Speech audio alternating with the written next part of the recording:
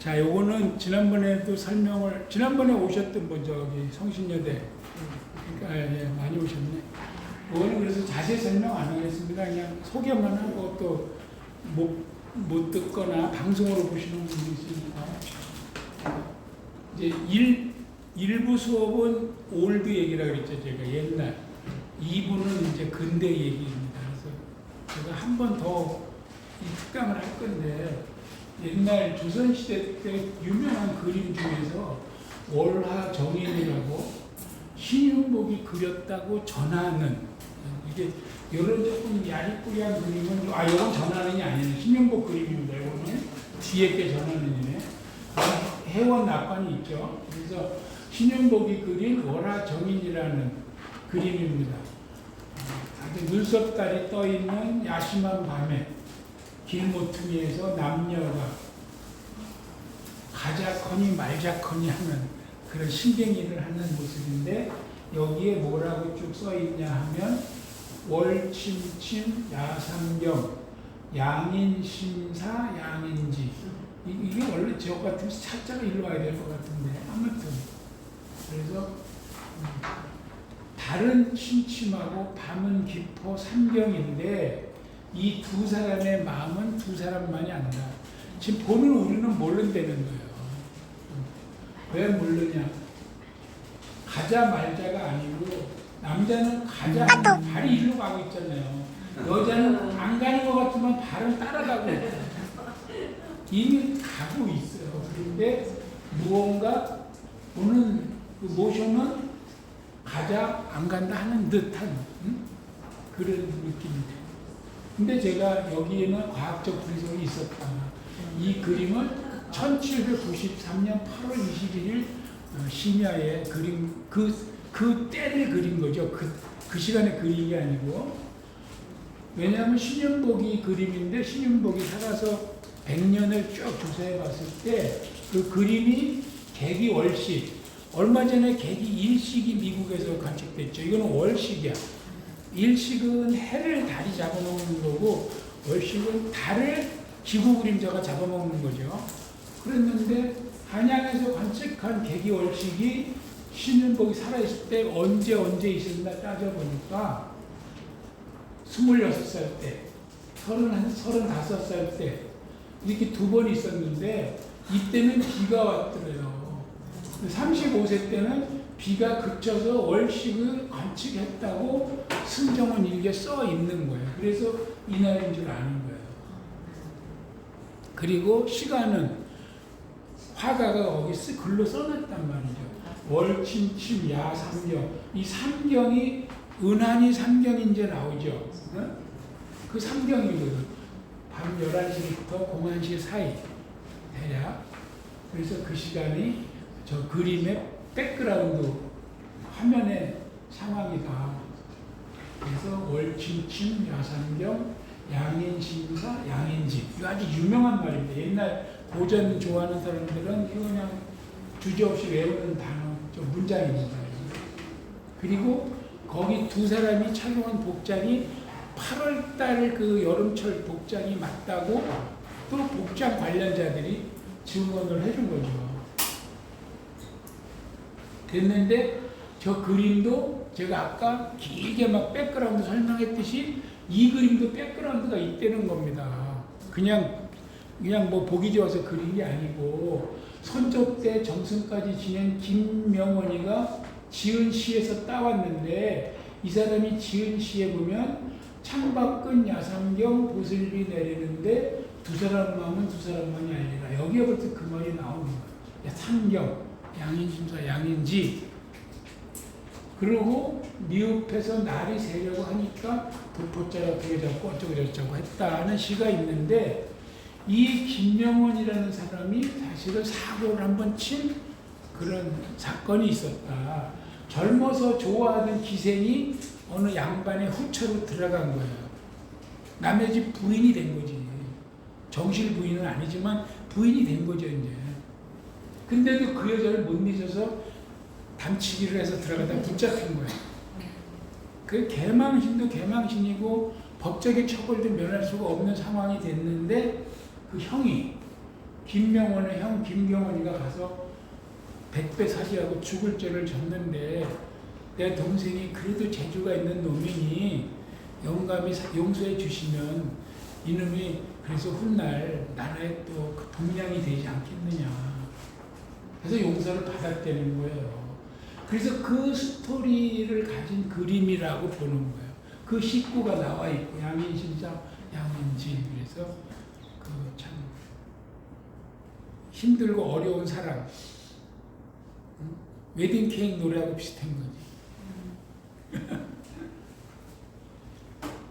그리고 요거 설명했었죠. 제가 사시장춘 춘하라고 하는 것은 에로틱한 그림인데 실제 뭐 벌거벗고 있는 그런 그림을 말하는 게 아니라 아주 은유가 깃든 그림 대표적인 게 이것도 신윤복으로 전하지만 왜 전이냐 이거는 이런 야리꾸리한 그림은 내가 그렸다고 넘사실어서 얘기를 못하는 거예요.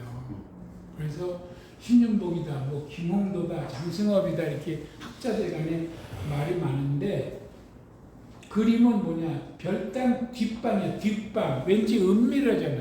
뒷방 안쪽 깊은 곳에 있는 방인데 문이 꼭 닫혀 있고 남녀의 신발이 놓여 있는데 여자는 가지런히 근데 남자는 얼마나 급한지 신발이 헝클어 있는 거야. 우당탕 뛰어들어가는 거야. 왜 급한지 모르겠어요. 그리고 여종이 손님이 왔다고 간략한 술하고 잔하고 뭐 이렇게 한두 가지 들고 왔는데 여자애가 가까이도 못 가고 들어가지도 못하는 거야. 안절부절 어떡하지? 왜? 소리가 나는 거야 여기서. 그림에는 소리는 없지만 얘는 소리를 듣고 있는 거예요. 그러니까 술 왔어요 소리도 못해 하고 있는 그 장면. 그래서 이게 조선 최고의 춘화도다. 그리고 사실상 은유적으로 요것은 여성을 뭐 바위에서 물이 흘러내리는 것처럼 보이지만 여성을 요거 이 왕성한 소를 가지는 남성을 나타내는 그런 어떤 은유적인 그림이다. 이렇게 해서 조선 최고의 춘화도다. 이 사시장춘이라는 제목은 여기에 써있는 글씨입니다. 기둥에. 그래서 아주 옛날 우리 조상들의 그 풍류를 가지고 있는 조상들이 그 성을 논하는 요새 막 이상하게 얘기하는 어떤 아저씨하고는 틀리죠. 이렇게 점잖게 해야지. 요새 국회의원 된 사람 있잖아. 실명은 내가 말할 수 없고. 그래서 지난번에 한 얘기 중에서 이제 사랑한 얘기를 일부는 재방송이 되겠지만 그래도 하겠습니다. 못 들은 분들이 있고 동영상이 녹화를 하고 있으니까 요새 지금 꽃이 이제 막 일부 늦었죠. 막 꽃이 늦는다 그랬다가 뭐 벌써 막 피어버리고 뭐 난리가 아닙니다. 그랬는데 그 맷버들가라는 시조가 아주 유명한 건데 이게 고등학교 국어책에도 수록이 됐던 거예요. 맷버들 가래 꺾어 보내노라 님의 손에 자신은 창밖에 심어두고 보소서 밤비에 새잎곧 나거든 나인가 여기 서서 하는 홍라이라는 기생이 지은 시인데 이거는 조선 중기 문인 고죽 최경찬의 정인이죠. 정인. 이 정인이란 말이 참 저는 좋은데 애인 그러면 왠지 약간 좀 그 천박하달까 그냥 너무 보편적인데 정인 그러면 왠지 멋스러운 것 같아요. 같은 말 그놈이 그놈인데 이 두 사람 러브 스토리가 조선 500년 최고의 사랑으로 인정을 받습니다. 그래서 제가 선택을 한 건데 이거 KBS에서 특집도 했던 시리즈예요. 그래서 1번으로 소개를 합니다. 제가 한번 들으신 분들도 기억을 되살리면서 한 번 더 들어주세요.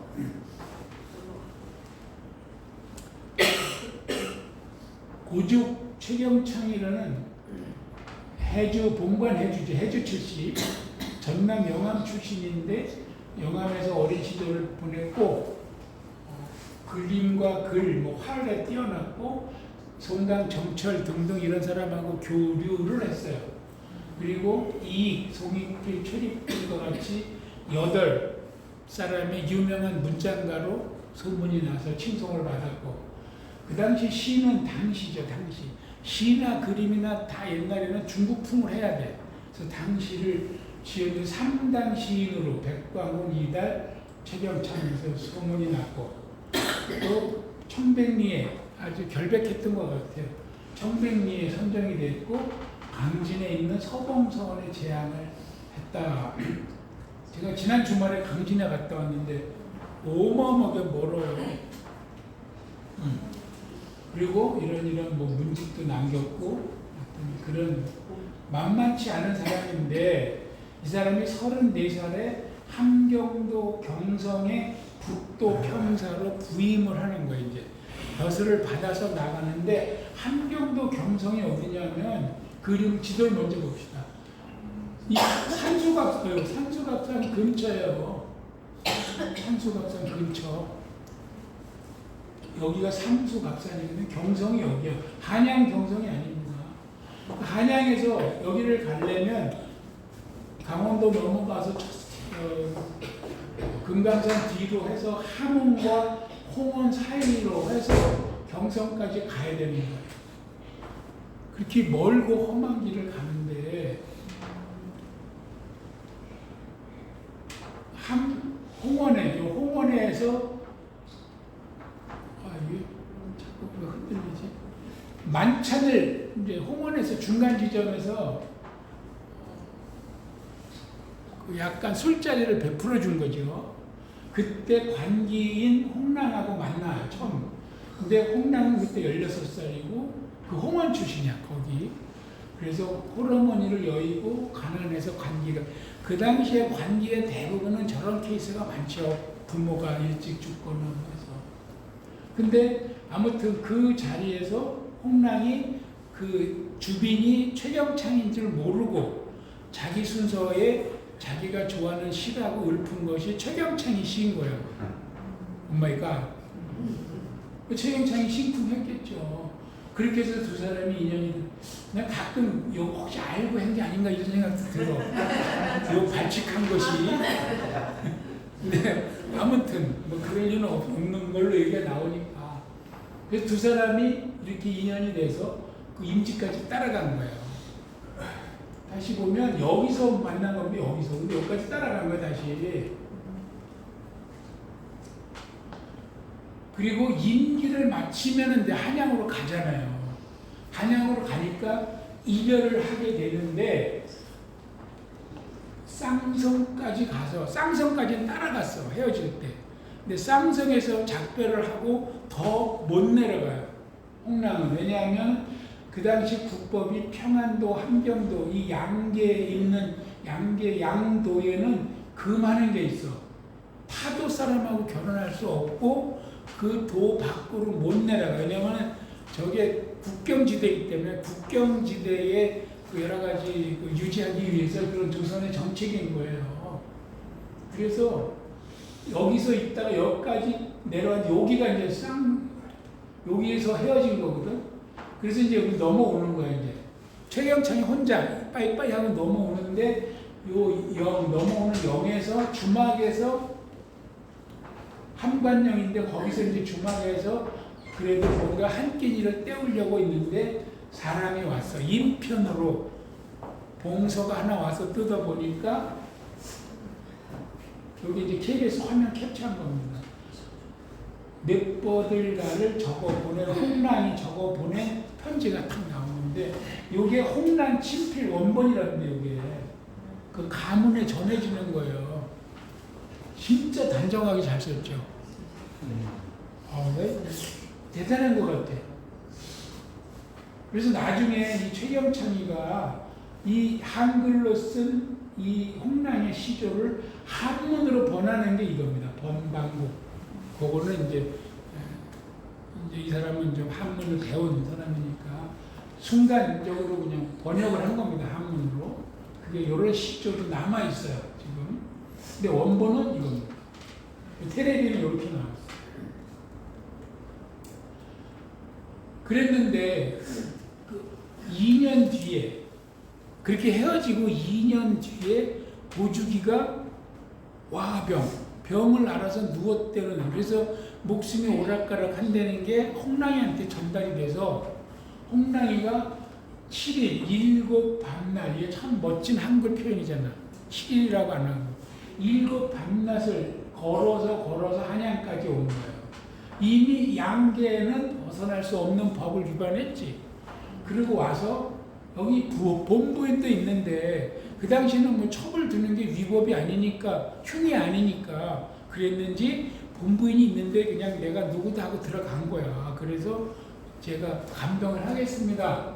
그래서 지극정성으로 감병을 해서 완치가 됐는데 주변에 안 좋은 소문이 나는 거죠. 그 북방에 관리로 나가서 거기 관리를 데려왔냐 등등부터 해가지고, 그래서 고죽은 파직이 되고 홍랑은 다시 경성으로 복귀, 또 걸어서 그 험한 길을. 그러니까 두 번째 만나서 또 작별한 거죠.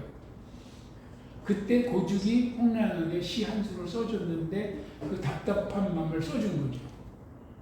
함관령의 옛노래.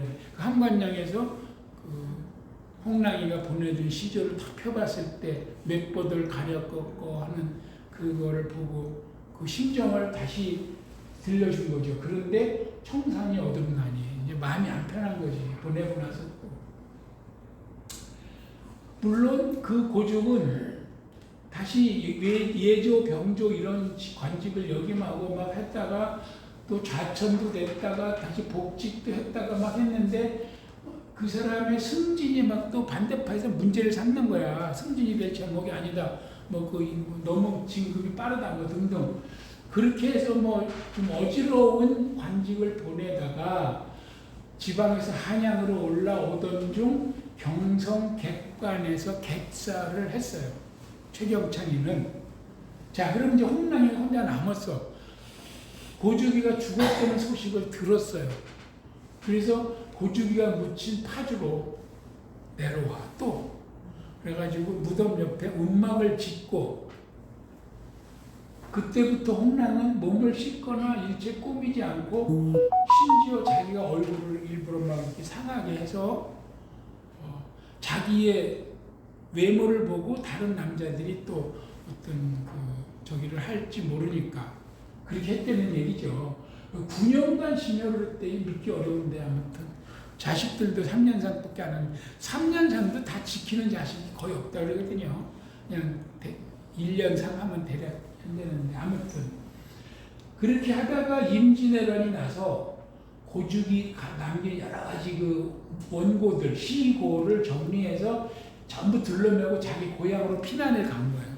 그랬다가 임진왜란이 끝나니까 7년 뒤에 해주 최씨 고죽의 문중에다가 200점이 넘는 고죽의 이 유작을 제가 잘 보관했습니다. 그리고 전해줬다는 거죠. 그래서 최씨 그 문중에서는 최경창이는 부부가 정상적으로 묻혀 있는데 그 아래에 홍랑을 묘를 만들어서 모시고 있다. 매년 제사를 지내면 고죽 제사상에 술잔만 바꿔서 홍랑 할머니 제사를 지냈는데 이게 파주에 있던 게 교화로 옮겨갔대요. 교화로. 그래서 교화로 옮긴 뒤로부터는 홍랑 할머니 제사상도 따로 차려주고 그 원제사상에 술잔만 바꿔주는 게 아니라 아예 따로 차려주고 있다. 그리고 그 앞에 시비를 세워서 시인 홍랑 진묘 이렇게 비서를 세워줬다. 요거죠, 요거. 요 뒤에는 홍랑, 최경창 부부, 요거는 홍랑. 그래서 죽어서 양반이 된 기생은 홍랑밖에 없다. 이런 설이 있어요. 그래서 홍랑은 기생이지만 이렇게 저기를 받았죠. 양반가에서 묘를 써줬잖아. 그리고 그거에 반해서 홍랑의 신분이 기생이었는데 조선의 3대 기생은 황진이, 매창, 그리고 한 사람에 대해서는 이론, 다른 주장이 일부 있는데 큰 주장은 김부용입니다. 김부용. 그래서 황진이는 지금으로 말하면 북한이죠. 개성에 있고, 매창이는 남한이죠. 부안에 있고, 김부용이는 어디 있을까? 김부용이도 제가 뒤에서 설명을 하겠습니다. 여기는 그냥 여기는 기생 이름인데 여기는 평범한 이름이죠. 한번 봅시다. 홍랑이 얘기 이렇게 해서 마치고 이제 황진이 얘기는 또 너무 잘 알잖아요. 우리가 황진이 얘기도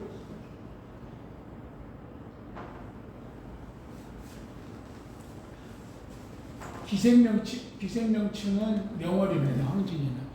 이거는 본명이라고도 하고 시, 서, 화가 아니라 이제 음률 노래도 잘했다는 거죠. 아주 출중한 영모가 있는데 맹녀, 엄마가 맹인이라는 설도 있어요. 그리고 황진이가 기생이 된 까닭이 야사에 나오는데 뛰어난 미모가 있으니까 동네 총각이 다 사모를 하는 거야.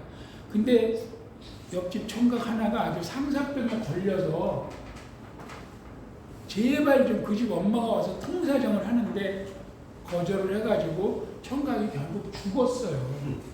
죽었는데 거기서 황진이는 쇼크를 받은 거지. 나 때문에 죽을 것까지는 예상을 못한 거지. 근데 어느 날 그 총각의 관이 나가는데 황진이 집 앞에 딱 오더니 꼼짝 달싹을 안 했다. 그래서 황진이가 속치마를 벗어서 관에 덮어주니까 깔아줘서 밟고 갔다는 말도 있고 덮어줬다는 말도 있고 아무튼 관심을 보여주니까 그때 비로소 관이 움직여서 나갔고 여기서 쇼크받은 황진이가 자기가 기생으로 그냥 갔다는 거죠. 그래서 온 조선 판때에 소문이 났는데 그렇게 해서 된 황진이에 대한 많은 선비들의 일화가 수많은 야화집에 야사집에 아주 전하고 있는 거죠. 그 중에 아주 대표적인 건 서화담, 끝내 꺾이지 않은, 다 꺾였는데 황진이한테. 이 얘기는 허균이 아버지 허엽이 서화담의 제자야. 그러니까 서화담이 제자가 허엽이고 허엽의 아들이 우리가 아는 허균인데 홍길동을 지은 그 허균이가 전하는 이야기야. 이 황진이 얘기가 아버지한테 들었는데 뭐 이런 식으로 해서 전하는 얘기가 많다는 거죠. 그 유일한 꺾이지 않은 화담 서경덕은 서화담이라고 그러죠. 통상 유명한 당성서씨입니다. 당성서씨. 어려운 양반 집안의 출신으로 스승 없이 공부를 해서 자기 일가를 이루었는데 과거 시험에는 응하지 않았다. 근데 엄마가 평생 소원이 너 과거 좀 보는 거야. 엄마를 이길 수 없어서 과거를 가서 봤더니 장원을 했어. 그래도 또 벼슬을 사양하고. 또 조광조는 혈량과는 과거 안 보고 추천제거든요. 추천제가 뛰어난 인재를 추천하는 제도가 혈량과인데 거기서도 으뜸으로 추천을 했는데 사양을 하고. 장원이 으뜸이죠, 우리말로. 차석은 뭐지? 버금. 으뜸과 버금. 아무튼 그 황진이가 서화담이는 유혹하는데 실패했다는 거죠. 그래서 끝내 연인 관계로 정인 관계로 못 가고 사제 관계로. 그래서 황진이와 서화담과 송도 박연폭포 세 개를 송도 삼설이라고 한다. 그래서 황진이는 평생 서경덕이를 흠모하고 살다가 죽었다. 서경덕이가 죽었을 때 황진이는 27세였고 이후 황진이는 서경덕의 유적을 따라서 다니거나 이렇게 살았다는 거죠. 황진이한테 덤볐다가 그 에피소드를 남긴 사람들 소세양이라는 유명한 벼슬아치는 황진이가 그렇게 유명하냐? 나는 눈도 깜짝 안 하고 딱 30일 놀다가 한날 한시도 더 머물지 않고 돌아오겠다. 그래서 딱 30일이 됐어. 이제 나 간다. 그러니까 황진이가 시를 아주 딱 지은 거예요. 달빛 어린 뜰하게 오동잎 다지고 서리 맞은 들국화 노랗게 피었네. 진짜 잘 졌어 지금 봐도.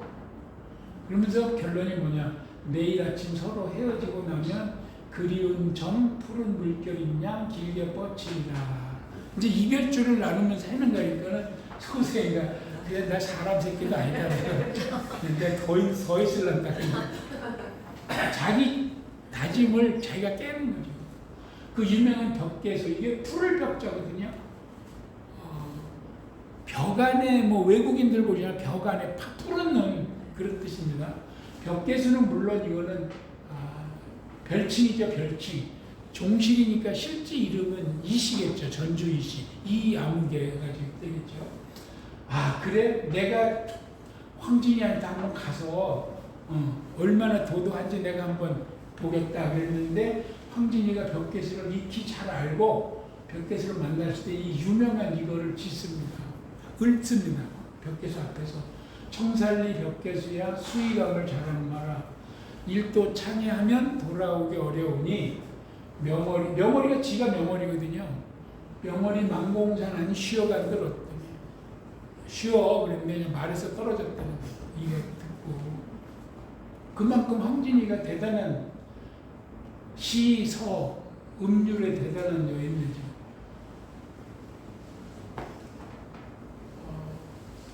반면에 선정관 이사종이는 노래도 잘하고 그랬는데 개성에 가서 노래를 부르니까 황진이가 딱 듣고 이사종 나으리십니까? 그렇소. 그러니까 이거는 황진이하고 계약 결혼을 무사히 잘 한 케이스예요. 우리 6년간 살아봅시다. 당신 집에서 3년 살고 내 집에서 3년 살고 그래서 딱 6년 살고 해피엔딩 했다는 거예요. 아주 쿨하게. 이 얘기했는데 나는 왜 갑자기 나훈아 김진희가 생각이 나지? 전혀 관계는 없는데 그냥 저절로. 그 다음에 지족선사 스님이죠. 30년 면벽 수행을 담으면서 개성 일대에서 생불 살아있는 부처님으로 소문난 그런 스님인데 황진이가 이 스님도 도전한 거예요. 그래서 제자가 되겠다.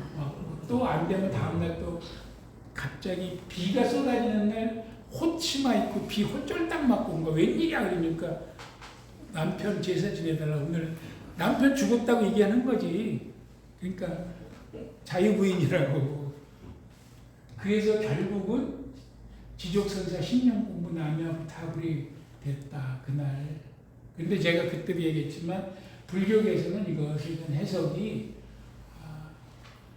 그 스님이 실제 도가 안 됐으면 그냥 소리 지르고 면박 주고 쫓아내고 말지만 이 지족선사는 그 황진이가 아까 얘기한 대로 처녀 때 옆집 총각이 상사병으로 죽고 하는 그런 복잡한 인생에서 지가 쥐를 뿌리치고 기생이 됐고 여러 남자를 선협하는 과정을 겪은 인생에 대해서 황진이를 깨닫게 하기 위해서 받아준 케이스다라고 해석을 하는 거예요.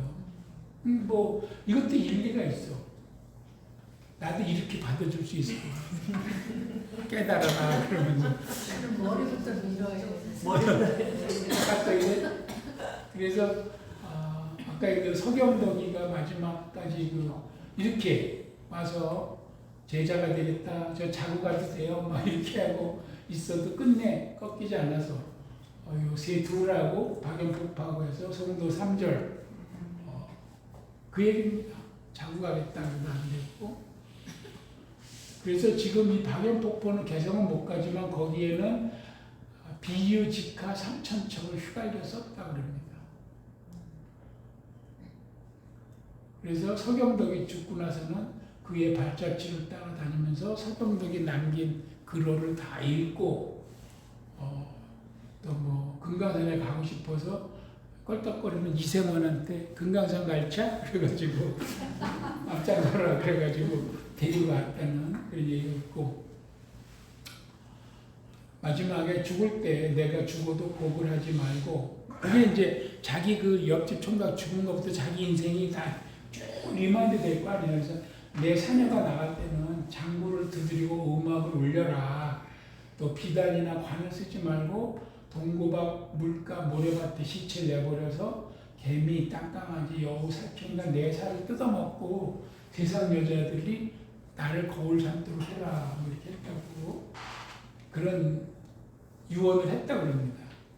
그러나 친지들은 그냥 잘 묘를 썼고 또 북한에서는 이거를 관광객들을 위해서 묘를 오히려 잘 꾸며서 단장이 돼 있는데 남북관계가 가볼 수는 없죠. 서화담이하고도 주고받은 얘기가 있어요. 그 서화담이가 황진이가 떠나고 나면 쓴 시가 이겁니다. 짧지만 내 마음은 미인을 쫓아 진작 떠나버렸는데 텅 빈 몸뚱이만 문에 기대 서 있다. 가라 그러고 보냈는데 빈 몸만 서 있는 건 마음은 따라간 거야 황진이. 또 황진이가 대꾸를 한 거죠. 어쩐지 내가 나귀를 타고 떠나왔는데 나귀가 자꾸 무겁다 그러더라. 어쩐지. 왜냐 한 사람이 더 탔구려 내 뒤에. 옛날에는 문장으로 약간 장난을 많이 했지 선비들은. 그 다음에 황진이가 지은 시 중에서 이 두 가지 아주 제가 꼽는 시조입니다. 이게 동짓달 기나기는 밤을 한 허리를 베어내어 춘풍 이불 아래 서리서리 넣었다가 어른님 오신 날 밤이 여든 굽이굽이 펴리라. 요 어른님 기억해 두세요. 제가 뒤에 설명할 겁니다. 어른이 뭔지. 또 어저 내일이야 그릴 줄을 모르더냐. 내가 그리워할 줄 왜 몰랐느냐. 있으라 그러면 있으라 하더면 가려야만은 제 구태야. 내가 남자를 보내고 하는 말입니다. 내가 그럴 줄 모르고 그냥 있으라 그러면 있을 건데 구태여 가라고 해놓고는 그리고 보내고 그리워하는 점은 나도 몰라 하더라. 잘 지은 거예요 진짜. 근데 이 황진이하고 엮어서 백호 임재라는 사람이 또 등장을 합니다. 이 사람은 황진이는 만나보지도 못하고 황진이 때문에 삭탈관직이 된 사람인데 나주임씨예요. 나주임씨. 역시 문인이고 뭐 등등 아버지는 어쩌고 쭉 이렇게 미수 외목의 외할아버지니까 아재뻘이네 본인은. 아무튼 초년에는 술과 창루 여자가 있는 술집을 그냥 매일 전전하다가 20세가 넘어서 비로소 공부를 시작했고 자기 아버지가 제주 목사였는데 풍랑이 거친 바다를 조각배로 많이 다녔다. 제가 이 목사가 이거 교회 목사가 아닙니다. 이거 가끔 헷갈리는 게 제가 제주도 사람들 우리가 5월달에 이제 제주 답사 가는 거 지금 확정돼 있잖아요. 근데 제가 제주도 사람들하고 교류가 좀 있어요. 제주에도 문화유산 답사 모임이 있어요. 제문답 거기는 제주 문화유산 답사회. 그 팀들이 육지에 그 사람들은 출륙이라고 그래요. 출륙. 육지에 가는 거예요. 왔을 때 3박 4일인가 서울에 있을 때 제가 좀 서포트 해줬어요. 반대로 내문답이 제주도 갔을 때 그 팀들이 또 서포트 해줬어. 그렇게 서로 한 적이 있는데 그분들이 대화 중에 뭐 목사 얘기가 많이 나와. 아무개 목사. 나는 이 사람들이 다 교회 다니라 그랬어. 그랬는데 그 사람들은 제주도 목사가 이 히스토리가 많은 거예요. 우리는 별로 뭐 서울, 한양, 판윤이 누군지 잘 모르잖아. 그 사람들은 제주도 목사가 역사 속에 많이 나오는 거예요. 그래서 자기 아버지가 제주도 목사였다. 아무튼 그래서 선조 때 문과에 급제를 했고 문장가도 날렸고 아주 시풍 쓰는 시도 아주 호탕하고 명쾌했는데 하여튼 이 사람도 뭐 그만두고 접고 막 이런 게 많아. 그리고 속리산에 틀어박혀서 중용만 800번을 읽었다 그러고 등등. 그렇게 하다가 어떻게 해서 아무튼 그냥 이 사람이 남긴 시 중에 물곡, 물 맞나? 물 맞죠? 곡하지 마라라는 시가 있어요. 나 죽으면 곡하지 마라. 이 세상 모든 나라가 황제를 칭하지 않는 나라가 없는데 조선 우리나라만 옛부터 그렇게 부르지도 못한다. 내가 이렇게 누추한 나라에서 태어나서 죽는다고 뭐가 슬프다고 곡을 하냐. 아이 곡도 하지 마라. 아주 이렇게 호쾌한 사람이에요. 물고기 시 이렇게 시비도 써 있어. 나 죽거든 제사도 지내지 마라. 나 한 일도 없다. 근데 이 시죠. 이게 이제 황진이 딱 이제 벼슬을 받고 임지로 나가는 길에 황진이가 유명한 기생이라는 말을 들었어. 황진이 볼 수 있나니까 아우 죽었다는 거지. 아깝이 하고 가는데 황진이 무덤은 어디냐? 가는 길에 황진이 무덤이 있어서 무덤 앞에 가서 이 시를 읊은 거예요. 술 한 잔 부어놓고 이 황진이라 얘기하는 겁니다. 청초 우거진 골에 자는 듯 누웠는 듯. 응? 황진이가 홍화는 어디 두고 백골만 묻혔느냐. 내가 찾아와도 잠잡고 권할 리 없으니 그를 슬퍼하느라. 이거 유명한 시조거든요. 이거 써놓고 삭탈관직 당했잖아. 벼슬길 나가는 놈이 평안도 도사로 발령받아가는 길에 개성에 있는 황진이 묘를 찾아가서 이 짓거리를 한 거예요. 그랬다가 그날부로 파직을 당했어. 부임도 못하고.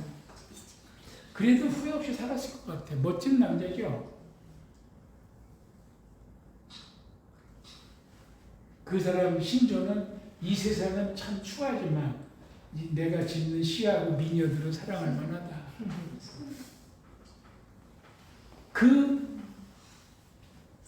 그 남자가 바로 황진이는 이루지 못한 시일은 사랑이고 시조만 남겼는데 만나서 이룬 사랑이 있어요. 그게 바로 기생 한우입니다. 찬비. 소고기 한우가 아니고 한우인데 차가운 한자 찬비인데 이 한우라는 기생도 아주 대단한 기생인 것 같아. 그래서 한우를 찾아가서 수작을 하는 겁니다. 그 선비들은 글로 수작을 한다 그랬잖아요. 그래서 딱 한우한테 시조를 줘서 다 던져준 게 뭐냐면 북천이 막다건을 우작 없이 길을 나니 산에는 눈이 오고 들에는 찬비로다. 날이 맑다 그래서 비준비 없이 길을 나섰는데 눈 오고 찬비가 내리더라 이거예요. 그래서 오늘은 내가 찬비 맞았으니 어로 잘까 한다. 근데 이게 이 뜻 속에는 중의죠. 중의. 여러 개 뜻이 있는데 이 찬비가 이 찬비도 되는 거예요. 응? 내가 오늘 너 찬비 맞았으니까 내가 자겠다 이런 뜻도 되는 거죠. 그러니까 한우가 답장 시를 지었어요. 어로 자리. 무슨 일 어로 자리. 어로 잔다는 게 무슨 말이냐 이렇게. 왜? 내 방에 있는 원한금 비치금을 뭐하고 어로 자냐 이거죠. 그러면서 오늘은 찬비 맞았으니 노가 잘까 하노라. 찬비를 맞았으니 노가 잘까 하노라 해서 그날 밤 한우와 동침했다 이렇게 나오는 거예요. 근데 여기서 이 찬비는 아까 얘기대로 실제 차가운 비도 되지만 이해를 말하는 것도 되고 이 찬비를 맞았다는 게 맞이한다는 것들이니까 그러니까 한우 입장에서는 얘를 맞이하는 거지. 백호 임재를. 그리고 얼어 잔다의 어루다가 성인들이 되는 남녀 관계를 얘기하는 거예요. 그래서 우리가 어른이 된다는 말 뜻은 어루어 봤다. 남녀가 어루어 봤으니 어른이 된 거예요. 그래서 제가 아까 어루 기억하라는 거 하나 있었죠. 그게 같은 말이에요. 그래서 여기까지가 황진이 얘기입니다. 황진이까지가 저기서 했어요. 그래서 오늘은 하나 더 하겠습니다. 매창이. 유명한 시조가 또 있습니다. 매창이가 지은 시가 이화우인데 이화우 흩날릴째 울며 잡고 이별한님 추풍 낙엽에 저도 날 생각는가 천리의 외로운 꿈만 오락가락하노라. 부안기생 매창이가 지은 시입니다. 이화우. 그래서 이화우 흩날릴째라는 아주 유명한 그런 문구가 앞에 맷보들 가려 꺾어하고 맞먹는 정도의 명성을 가지고 있어요. 즉 이화우는 언제 봄에 요때지 요때 비 오면은 이제 요거는 백꽃이죠 사실은 이화. 근데 옛날에는 꽃이 순서대로 폈는데 요새는 엉망이야. 원래는 매화 피고 벚꽃 피고 백꽃 피고 사과꽃 피고 복숭아꽃 피고 이렇게 거의 순서대로 피면 지면 피고 근데 요새는 뭐 동시다발로 피는데 요 이화우가 흩날렸다는 건 뭐예요? 요맘때 헤어졌다는 거야. 가을이 되니까 추풍낙엽. 이 가을에 나는 저를 못 잊고 있는데 저도 나를 생각하느냐. 천리, 멀리 있는 거야. 천리에 외로운 꿈만 오락가락하니까. 매창이 얘기해 보겠습니다.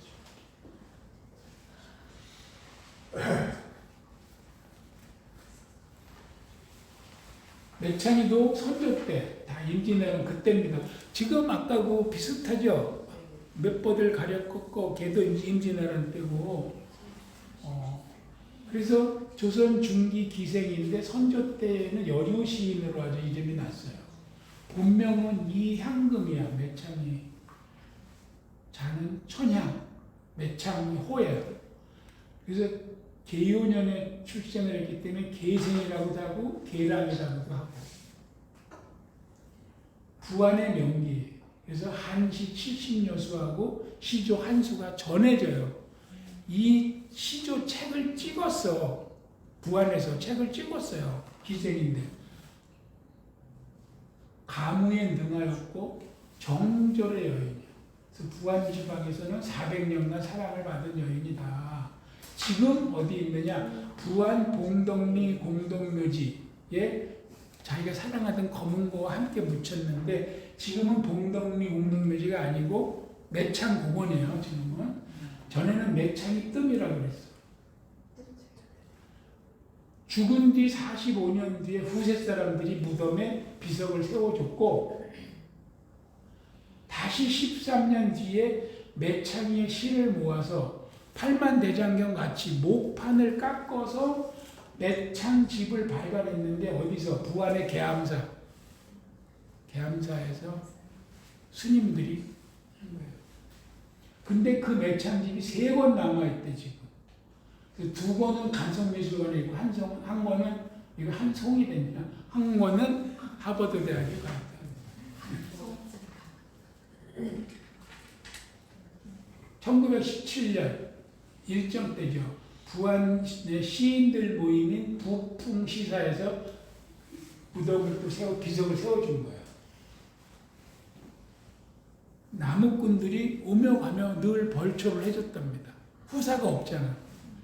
그리고 유랑극단, 그 당시 전국을 떠도는 유랑극단이 부안에 오면 매창이 묘 앞에 와서 한바탕 놀아줬다는 거예요.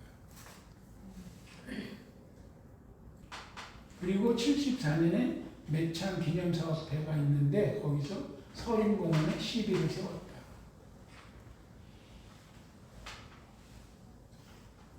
그리고 지방기념물로 지정이 됐고 이 매창이 시를 모아서 매창집을 내는 일을 누가 했느냐? 계암사에서 했지만 부안의 아전이란 뭐예요? 그 관청의 직급 낮은 중간 관리자들이 아전이잖아. 왜냐? 매창의 아버지도 아전이었대. 그래서 동병상련 차원에서 암흑의 딸이잖아. 자기들끼리는. 그래서 부안 아전들이 시를 모아서 목판을 깎아서 인쇄해가지고 매창집을 발간한 그 정도 여자입니다. 매창문화제가 매년 5월 초에 열린다. 그래서 3대 기생은 아까 김부여를 따지지만 남북으로 남매창, 북황진이 이렇게 한다는 얘기죠. 그래서 송도에 3절이 있냐? 부안에도 3절이 있다는 거예요. 이매창, 유희경, 직소포. 여기도 폭포가 있어. 박연폭포 같이. 유희경이가 누군지 좀 있으면 나와요. 송도 3절은 서경덕이하고 박연폭포. 4대 기생도 있는데 이 기생 얘기가 왜 많이 나오냐면 제가 간략히 설명했죠. 조선시대에 일반 사대부 아녀자들이라고 왜 사랑과 연애사가 없겠어요. 근데 그 당시 사회 문화 풍습은 그 여자들 얘기가 밖으로 나올 수가 없는 거예요. 끼어 나오는 게 뭐 몇몇 유명한 시인들 정도지. 여류 시인들. 태계 이황의 신사임당이라든지 뭐 그런 몇 명만 나오지 그냥 막 열렬한 사랑 이야기가 밖으로 전하지 않지. 그러나 결국 기생들 중에서 이 뛰어난 기생들은 이렇게 전하는 거예요. 그래서 명기로 소문난 거는 황진영의 매창인데 의기도 있어. 의기. 그 유명한 논계와 이것도 북쪽에는 개월이에요. 평양. 3대 여류시 황진이, 매창이, 허난설은 이건 기생이 아니라 여류시인. 허난설은 우리 할머니입니다. 우리 족보의 할머니입니다. 그래서 우리 할아버지 맨날 욕먹지. 맨날 바람 피고 술 먹으러 가고 뭐 허난설은 혼자 놔뒀다고. 아 그때 안 그런 사람이 누가 있어? 그 할아버지만 유난히 그런 게 아니고. 자 이제 매창이의 애인, 애인이면 정인 유희경이는 누구냐? 사실은 천민 출신이에요. 천민 출신인데 천민 출신으로 선비 학자까지 올라간 사람이에요. 13살 때 아버지가 돌아서 3년 심여살이를 하는데 서경덕 예하 문인 남원경이 눈에 띄어서 주자 가래를 배워. 그래서 예학에 아주 뛰어난 그런 인정을 받아 주변에. 그러다 보니까 사대부들이 초상이 나면은 모셔가는 거야. 이거 어떻게 하고 어디 나라에 누가 막 이런 거 물어보잖아 우리가. 아직 거기에 소문이 나는 거야 유희경이가. 그런데 관직은 못 받았죠. 그래도 신분 천문 천하니까. 그렇게 해서 그냥 시를 지으며 다니다가 부안에 와서 매창이를 만났어요 드디어. 그리고 임진왜란 때 의병을 막 모집하고 그때 당시에 김대중이 했던 반지고디가 이미 이때 시작이 됐어. 이 사람이 이걸 해가지고 거기에서 벼슬을 받고 신분을 벗어난 거예요. 천민 신분을. 유희경이가. 임목대비에게 술과 안주도 여러 번 보냈고 정오번 하루에 침류대를 짓고 시도 짓고 막 이렇게 했다는 그런 기록이 있어요. 92세까지 천수를 누렸어요. 어마어마하죠. 조선시대 거의 베스트 같아 우리 역사에 나온 사람 중에. 이제 여기에 매창입니다. 매창이가 10살 때 백운사 동네에 있는 절이에요. 거기서 시 짓기 100일장이 열렸는데 부안에 내느라는 글쟁이들이 다 모였는데 구경 삼아 매창이가 갔는데 거기서 매창이가 이 시를 지은 거예요. 10살짜리가. 그래서 우리말로 해석을 해보면 걸어서 백운사에 오르니 절이 흰구름 사이에 있다. 스님 흰구름을 쓸지 마세요. 마음이 흰구름하고 같이 한가롭습니다. 딱 이 시 한 소리 져가지고 그냥 뭐냐 얘가 누구냐 막 이렇게 된 거죠. 매창이. 근데 이거 미인이 아니죠. 약간. 솔직히 약간 미인이 아닙니다. 왜냐하면 매창이가 인물이 없다고 글이 나와 있어요. 황진이하고는 조금 다른 거야. 이 초는 유희경이 아까 얘기했었죠. 천민인데 이렇게 아주 효심이 뛰어나고 아버지 상을 당해서 3년상을 치르다가 완전히 이렇게 제자가 돼가지고 예학을 많이 배워서 주변에서 상례 전문가로 어떻게 하면 되느냐, 이거 누가 어떻게, 어디다 놓느냐, 막 이런 거를 다 가서 주자 가래를 이 사람이 설명해주고 코치해주고 그래서 유명해졌어. 전부 모셔가요. 그리고 본인은 또 행동이 깍듯하고 겸손해서 양반들도 좋아하는 거야. 시도 배워서 시를 잘 썼어요. 그래서 중인들끼리 시회, 시 모임을 많이 했어요. 그랬는데 47살에 임진왜란이 나서 그렇게 해서 공을 세워가지고 천민을 면했죠. 신분이 올라갔죠. 이제 양인으로. 등등 이제 그런 사소한 얘기해서 반직 얻는 거 막 이때 했어.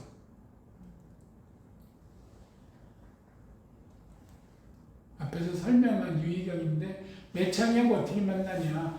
46살 때 매창이 18살을 만난 거예요. 근데 그 당시에 아까 나온 백대봉, 유희경 이 사람들 명성은 전국에서 다 아는 거예요. 그 두 시인의 명성을. 그래서 딱 내려왔어. 그러니까 매창이도 한양까지 소문이 난 거예요. 부안에 이렇게 시를 잘 짓는 기생이 있다. 그래서 둘이 딱 만났는데 유희경이가 부안에 내려가요. 매창이가 한번 보리라. 매창이가 유희경을 보고 선생님은 유희경입니까? 백대봉입니까? 물어보는 거야. 나는 유희경. 유의격이다. 그러니까 술을 한 잔 딱 올려. 그래서 서로 시 한 수를 주고받고 계량이라 했죠. 계생이라 그해 태어나서 그래서 너에게 주는 시야. 그걸 주고받고 이 선배들하고 여기 시를 쓰는 기생은 문장으로 서로 희롱하는 거예요. 주고받고 논일다 결국 원함침에 들었다. 이게 이제 주고받은 시입니다.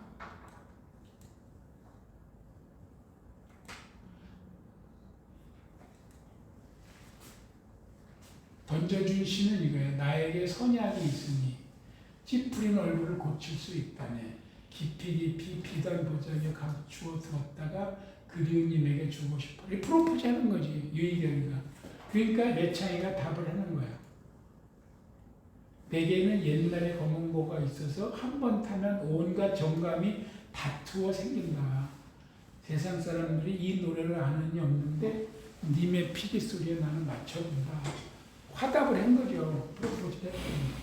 그리고 원함침에 들었지. 2년간 사랑을 하다가 결국은 헤어져요. 그래서 헤어지는 날 이제 헤어지는 이별 시를 한 거예요. 보내는 시를 먼저 지었지. 동풍 불며 밤새도록 비가 오더니 버들잎과 매화가 다투어 피었구나. 봄이었던가 봐. 이 좋은 봄날에 내가 가장 견디기 힘든 거는 술잔을 놓고 님하고 헤어지는 것이. 이제 이별 시를 지은 거지. 그래서 이건 이제 2절. 내창이가 자한, 셀프, 나를 한탄한 그 시입니다. 이별하면서. 유의경이 한양으로 가고 임진왜란 일을 해서 소식은 들리는데 만나질 못해요. 의병 활동을 하기 때문에 소식은 가끔 들어. 그래서 바로 서울을 한양에 올라가고 지은 시가 바로 이화우 이거예요. 봄에 헤어졌잖아. 가을에 이거 지은 거야. 이화우 훗날일째 울며 잡고 이별한 님 지금 가을 추풍 낙엽에 저도 날 생각하는가 천리의 외로운 꿈만 오락가락하노라 하는 이화우 시를 지어. 그래서 유희경이가 시를 또 지어 내려보내요. 답시야, 답시. 그대는 부안에 있고 나는 서울에 있는데 그리움에 사무쳐도 서로 못 보고 오동나무에 빛불일째 애간장만 끊긴다. 이렇게 되는 오동우. 이화우에 오동우로 온다고 그래요. 그래서 봄에 이별하고 가을이 돼가지고 그리움만 살아나누는 조선 최고의 이별시가 바로 이화우. 그 소식은 들었어요. 임진왜란 때 의병도 하고 뭐 이렇게 공을 세우고 직책도 받고. 근데 유희경이는 기생을 또 다시 연락을 해서 뭐 만나고 하는 걸 참아 못 해놓은 거야. 그래서 다시 또 매찬이가 금지원, 내 금가락지가 이렇게 헐거워진 걸 보고 살 빠졌다는 거죠. 귀밑머리는 휘어졌고, 근데 금가락지 헐거워진 것 좀 보시오. 내가 얼마나 마음고생하는지. 그랬는데 관기잖아, 신분이. 그래서 김제 군수 이귀와 인연을 맺는, 안 맺을 수가 없는 거지. 이제 군수가 이제 부안 기생인데 붙어 있으니까 그렇게 된 것 같아요. 그리고 허균이가 거길 내려갔어. 판관이 그거 배를 가지고 있는 그 곡식 날르는 배 그 책임은 거죠. 허균이는 매창이하고 우정을 맺는다. 그 허균이가 글을 썼어. 그게 매창이 얘기를. 자, 뭐라고 썼느냐. 어느 날 부안에 왔다. 비가 몹시 내려서 객사에 머물렀는데 또 자기 아는 누가 와서 만났다.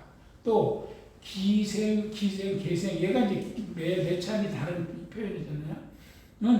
이 귀의 정인이었는데 김제군수 이귀야. 정인이었는데 검은고를 끼고 와서 시를 읽고 자리를 했다. 여기 이렇게 써 있는 거. 얼굴이 비록 아름답지는 못했지만 재주와 정치가 있어 함께 얘기를 나눌만 했다. 말상대가 됐다는 거지. 하루 종일 술을 나눠 마시며 서로 시를 주고받아서 저녁이 되자 자기의 조카 딸을 나의 친필로 보내줘. 자기가 온 게 아니라 조카 딸을 보내주고 자기하고 본인하고는 직접은 꺼렸다. 왜? 김제국도 이기도 신경 쓰이고 그런 거죠. 그래서 아무튼 헤어진 지 16년이 돼서 두 사람이 만나는데 유희경이가 당상관까지 올라갔어요. 그래서 전주에 잠깐 내려갔을 때 62세야 이미. 매창이 34살. 그때 만난 거예요. 잠깐. 이제 재회를 한 거죠.